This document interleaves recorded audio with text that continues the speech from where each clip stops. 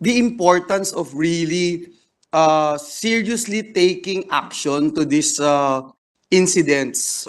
We call it isolated incidents, but unfortunately, Mr. President,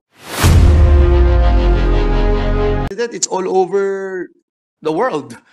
It's online. The act and the brazen killing and in front of everyone. I mean, this has never happened before, and that is why I think we have to be more serious about it. And we are hoping that we get a report and the developments of these cases, if there are cases filed, and I hope that cases are already filed. Because again, Mr. President, hindi pa natin to naranasan before, no? Na pupuntahan sa loob ng studio, nagsasalita sa kanyang bahay, gobernador na nakaupo, nasa loob ng kanyang compound, gobernador. My God. And if we can do something about this, it speaks volumes to who we really are as Filipinos. Sino tayo bilang isang bansa? Kaya we need to act on this seriously. And if we have to put in all our resources to solve this case, at ipakita natin sa mundo that we condemn these acts and we are not going to tolerate such actions. Thank you, Mr. President. Thank you, dear colleagues. Yes, we agree completely with our majority leader. Dapat kilusan talaga ito. And according to the PNP chief, they take these incidents as a slap in their faces and they resolve to work double time, Your Honor, distinguished majority leader. Yung sa Misamis Occidental na radio commentator, binabigyan nyo kami ng background, so that means na-solve na. You mean you have a theory already? They have a theory, and in that's- fact, they filed cases, Your Honor. They filed cases. And that's police work. That's police work. Yes, yes, Okay, yes. so congratulations naman sa PNP. Pero huhulihin pa. Hindi pa. Buti nabanggit ni Majority Leader naman ang case pala ni Governor Digamo. Pero ang feedback sa amin doon, Sir Chief, yung mga nag-investigate daw doon, they disregarded the PNP. Ang feeling nila, compromised yung PNP naman doon sa area. So, yan, that is a slap really to the face of the PNP. Kung ganun ba, image, hindi natin, walang judgment kung guilty or involved or hindi, but image-wise, that is the slap to the face. Kasi kinakausap ko yung mga kung paano to na-investigate, ganun-ganun, sino nagbigay ng lead sa inyo. Kinikredit army, military ang inano. Bakit ang police hindi involved? Hindi, sir, sila? Napansin namin, compromise. So, that is really a slap to the face ng PNP. So, ayan po ang ayusin po ninyo, Mr. President, sa PNP. Pero siguro there must be a way to improve yung crime monitoring natin. Masakit maging biktima ng krimen, lalo na yung mga 8 focus crimes, binabanggit ninyo, manakawan ng kotse, ganun-ganon. Yung, siyempre, rape, masakit po yun. Okay po na i-keep track natin yun, pero siguro pinaka-critical talaga is the loss of the greatest gift of God to us. Life, to be born, to have the chance to fulfill our potential, help our whatever yung mission mo sa mundo. Yun po ang kinukuha ng one particular crime, which is homicide / murder, assassination, etc.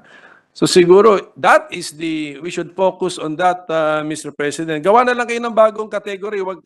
I-maintain natin ng 8 focus crime, but siguro, core crimes or whatever, fundamental crimes. Ganun. Kasi kasama ba sa 8 focus crimes yung pati carnapping? Ganun? Andun ba? Kasama po, kasama. I mean, yan eh.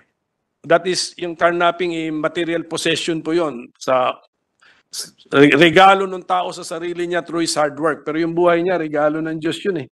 So yun po ang ating i-monitor, Mr. President. So, malulungkot tayo na tumataas yung mga homicide, murder rates po. What is our murder to population per 100,000 population rate, Mr. President?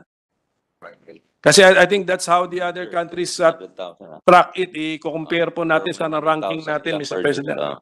What they have, Your Honor, is a average monthly index crime rate meaning there are a number of index crimes, yung 8 focus crimes natin kanina, murder, homicide, physical injury, robbery, theft, rape, carnapping of both vehicles and Sige na lang po, I'm not interested in that. So, pero yung sa average murder lang monthly- po ako. Opo, yung monthly index crime rate is 2.85 per 100,000. So that's the number of crimes per 2.85 per Right. 100,000 for the 8 focus population. crimes. Opo. Yun ang meron sila ho. I guess they have to disaggregate the murder from that. Sige, in writing na lang po. Opo. Oh, to emphasize during this hearing that 1,000.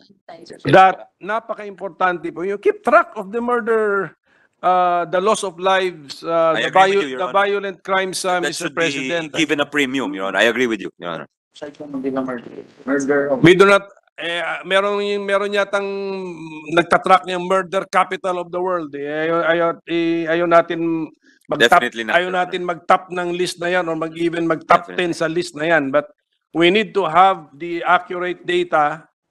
Tsaka buhay po ito eh. Hindi ba dapat mga loss of lives? Dapat yata maganda data natin dito.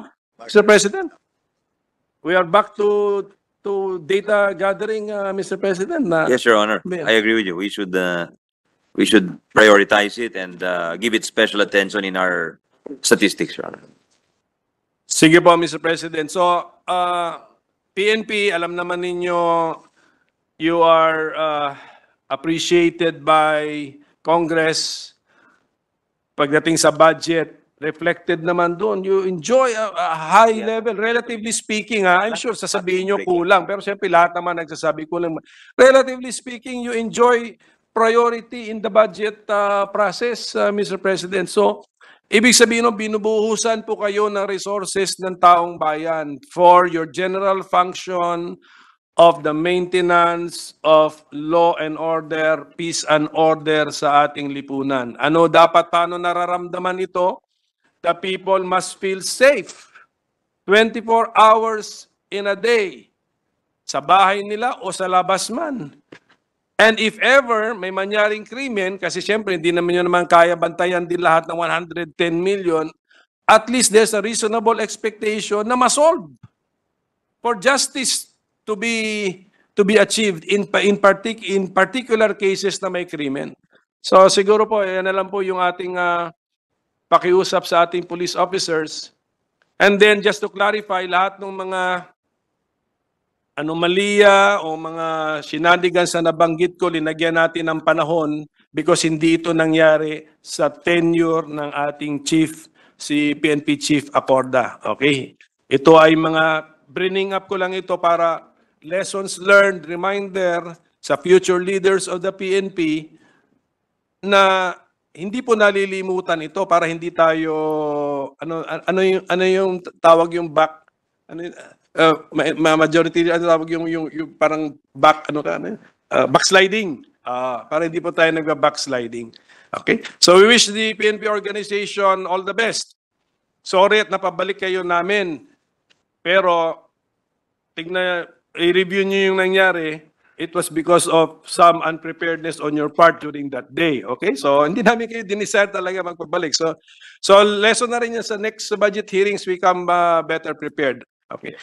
Even with the murder rate. Okay? For the next They will furnish you with that, Your Honor. So, with that, thank you, Mr. President. Thank you to our PNP organization. And we congratulate the Chief, General Acorda, for his entire PNP service, culminated with his stint as the Chief of the Philippine National Police. Congratulations, sir, for devoting your life to public service, for the maintenance of law and order, for leading the organization that you love. So we wish you the best in your future endeavors. Hopefully, the government will still tap you for your services, your talents, and your skills and your experience, General. Congratulations. Thank you to our sponsor for his patience. Thank you very much, Your Honor, distinguished minority leader. Yes, and I'd like to join the minority floor leader in congratulating and thanking the Chief PNP for decades of service with the Philippine National Police and serving the Filipino people. Maraming salamat sa serbisyo niyo po sa inang bayan. And I hope that you don't close your doors to other future endeavors working in public service. Masyado pang bata si Chief PNP, 56. Kaedad lang natin siya. So, kayang-kaya pa. Isa pang dekada. So, thank you very much, Chief, for your service. Mr. President, may I also join your statement and the statement of our minority leader in thanking our Chief PNP. He has devoted his time, effort, and everything in the service of the Filipino people. I respect him so much, especially as we were conducting or deliberating a while ago on the issues of criminalities and the incidents of shooting, etc. He immediately made mention that it's a slap in the face of the Philippine National Police. So makikita mo, Mr. President, that he is accountable. He is always there to make sure na alam ng kapulisan yung ginagawa po nila. And I just want to put on record, Mr. President, na tama po si Chief PNP doon, but it's not just slap in the face of the PNP, but also in the slap in the face of the entire government system, which we all belong. Kaya that's the main reason why we are here, and we're scrutinizing the budget of each and every department and agencies of the government.